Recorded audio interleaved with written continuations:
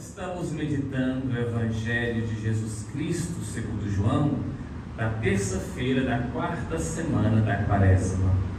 O Senhor esteja convosco. Ele está no meio de nós. Proclamação do Evangelho de Jesus Cristo, segundo João. Glória a vós, Senhor. Houve uma festa dos judeus e Jesus foi a Jerusalém. Existe em Jerusalém, perto da Porta das Ovelhas, uma piscina com 5 pórticos, chamada Betesda em hebraico. Muitos doentes ficavam ali deitados, cegos, coxos e paralíticos.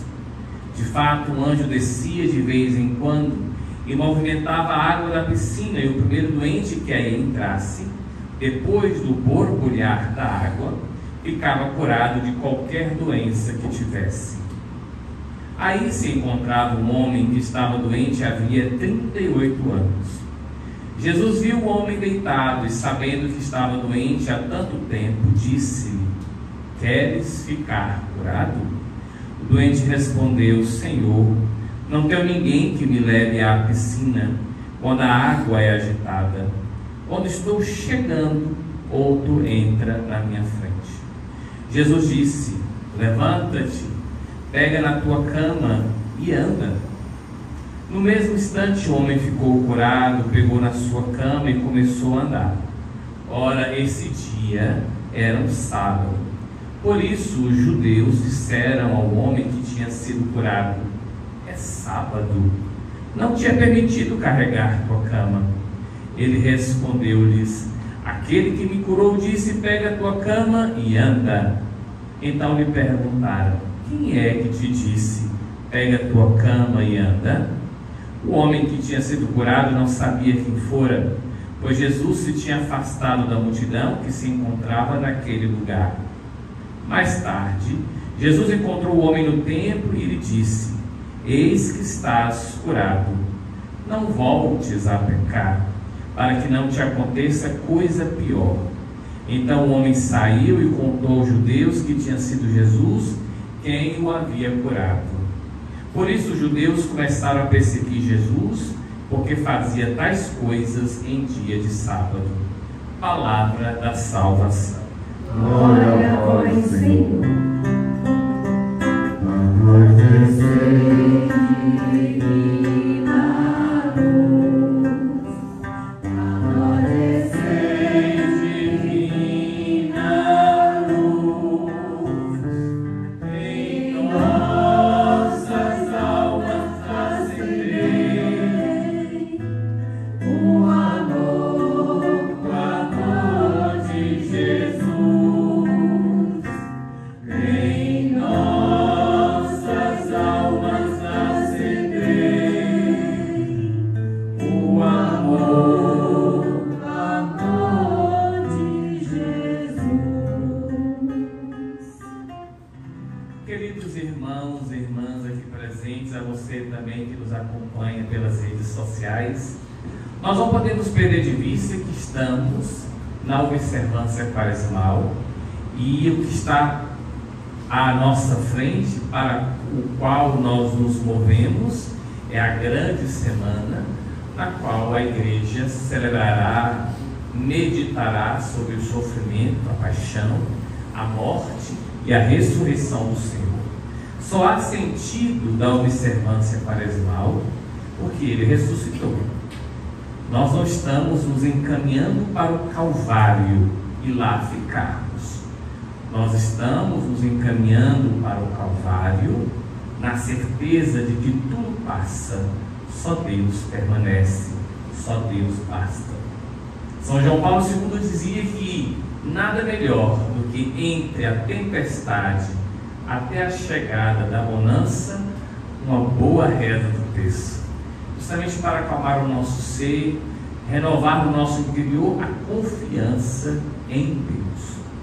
E os textos sagrados, sobretudo dos evangelhos, Mateus, Marcos, Lucas e João, e também do Antigo Testamento, eles estão dispostos nestas semanas da Quaresma para justamente nos fazer entender o mistério do sofrimento, nos fazer entender que as muitas promessas sobre o Messias foram realizadas, cumpridas em Cristo Jesus, e para nos fazer entender que o sofrimento é sim uma nota da vida humana, mas que todos estamos caminhando para a ressurreição. Só que a ressurreição, com o sofrimento e a ressurreição, elas não são realidades posteriores, para depois, para além da morte. Não. Dia a dia nós morremos, sofremos, dia a dia nós morremos e dia a dia nós ressuscitamos. Isso é um exercício diário nos preparando para aquilo que virá de forma plena. Quando será padre? Não sei. É importante que nos preparemos e a cada dia uma nova oportunidade. Pois bem, o texto de hoje apresentado por João fala de uma festa. E nessa festa todos desciam uma grande escada, isso em Jerusalém. E nessa escada havia uma grande piscina, grande para a época.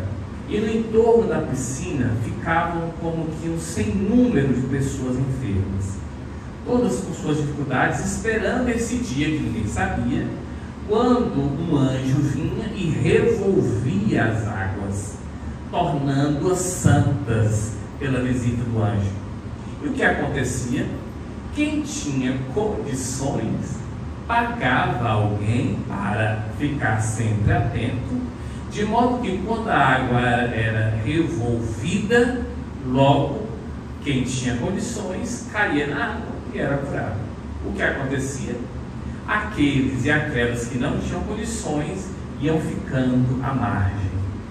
E o Evangelho de São João, ele trabalha muito com o antagonismo dos termos.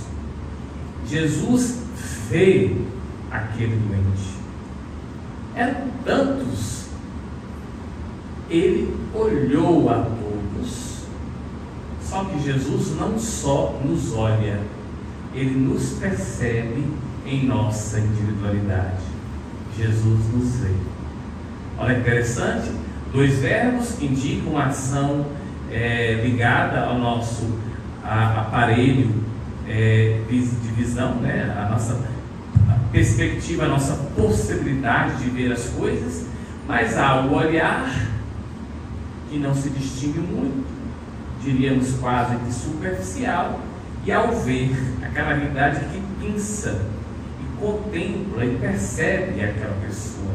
Muito bem, Jesus fez isso, viu e perguntou: por que você não foi? Eu estou aqui há 38 anos. Segundo o livro do Deuteronômio, no capítulo 2, 38 anos é o tempo de uma geração. Ou seja, aquele homem estava uma geração inteira sem ser lançado nas águas. Ou seja, uma geração inteira sem ser visto, sem ser notado, sem ser percebido, sem sentir a misericórdia de Deus. E esta é a mensagem que o Senhor quer nos passar. Nós não podemos passar uma geração inteira aguardando o sinal da misericórdia. Por quê? Porque Deus se revela misericordioso conosco todos os instantes da vida. Mas por que às vezes não sinto?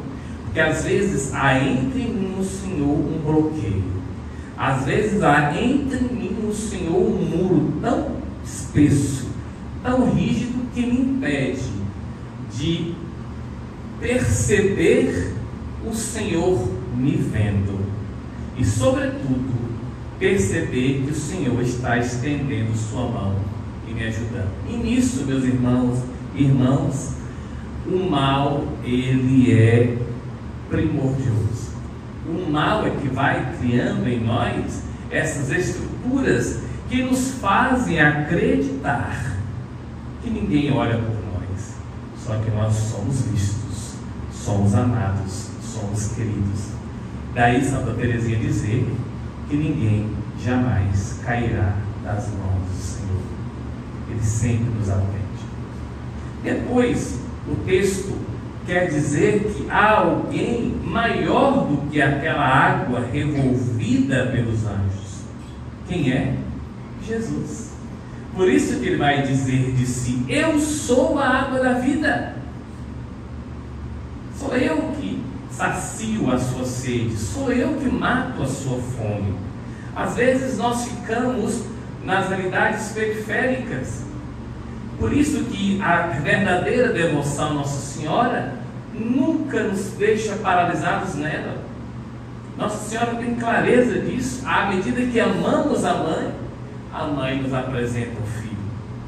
À medida que acreditamos na intercessão da mãe, mais percebemos que a mãe é toda o Filho. E ela então nos oferece aquele que é o perpétuo socorro.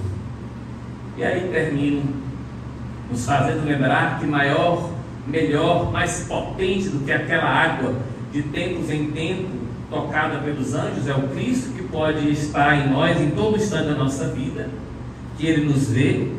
Jesus, inclusive, para agir de misericórdia, enfrenta até mesmo a lei.